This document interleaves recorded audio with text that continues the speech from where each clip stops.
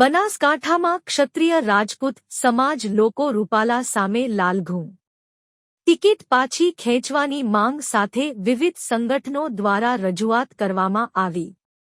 રાજકોટ લોકસભા બેઠકના ઉમેદવાર અને કેન્દ્રીય મંત્રી પુરુષોત્તમ રૂપાલા એ દલિત સમાજના એક કાર્યક્રમમાં રાજપૂત સમાજ વિશે અભદ્ર ભાષામાં ટિપ્પણી કરી હતી, જેને લઈ સમગ્ર ગુજરાત સહિતના રાજપૂત સમાજમાં રોષ ફાટી નીકળ્યો છે અને પુરુષોત્તમ રૂપાલાની ટિકિટ રદ કરવામાં આવે તેવી માંગ કરવામાં આવી રહી છે। ત્યારે આજે જિલ્લાના મુખ્ય મથક પાલનપુર ખાતે રાજપૂત સમાજના વિવિધ સંગઠનો દ્વારા રેલી યોજવામાં આવી હતી અને પાલનપુર ખાતે રજૂઆત કરવામાં આવી હતી અને પુરુષોત્તમ રૂપાલાની ટિકિટ રદ કરવામાં આવે તેવી માંગ કરવામાં આવી રહી છે।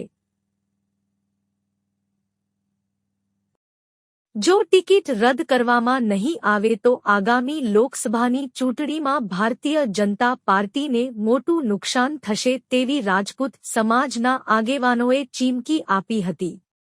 રિપોર્ટ ભરત ઠક્કર, ડીસા, બનાસકાંઠા। આજે પાલનપુર ખાતે અખિલ ગુજરાત રાજપૂત યુવા સંઘ બનાસકાંઠા, રાજપૂત કરણી સેના બનાસકાંઠા, મહાકાલ સેના બનાસકાંઠા જે રૂપાલાજીએ રાજપૂત સમાજ વિરુદ્ધ નિવેદન કર્યું એના બાબતમાં એમના વિરુદ્ધમાં આદરણીય કલેક્ટર સાહેબશ્રીને આવેદનપત્ર આપવા અને રૂપાલાજીની ટિકિટ રદ કરવામાં આવે અને એમના માથે કાયદેસરની કાર્યવાહી કરવા આવે એવી અમારી તમામ સંગઠનોની એક અવાજે માંગણી છે। આપનું નામ?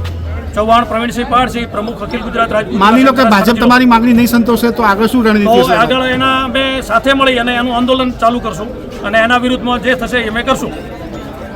આજે બનાસકાંઠા સમગ્ર રાજપૂત સમાજ તમામ સંગઠનો અહીં માનસિક રોગી રૂપાલાના વિરુદ્ધમાં આવેદન આપવા માટે ભેગા થયા હતા।